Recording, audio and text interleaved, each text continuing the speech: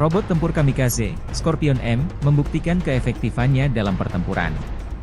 Prajurit Detasemen Elang Rusia Angkatan Bersenjata Rusia, bersama dengan personel militer dari Brigade ke-110 Korps Angkatan Darat Donetsk Pertama, menggunakan robot tempur Scorpion M di medan perang untuk menghancurkan benteng Angkatan Bersenjata Ukraina di wilayah Krasnogorovka.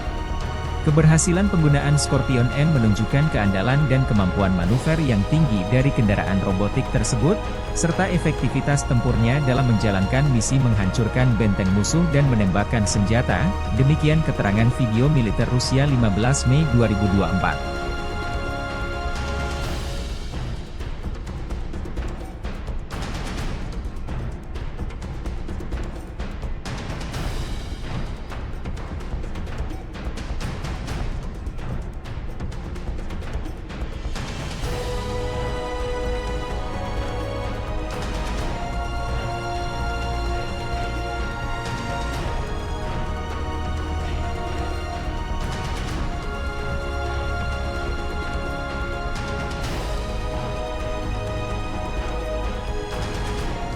Download Tribun X sekarang, menghadirkan lokal menjadi Indonesia.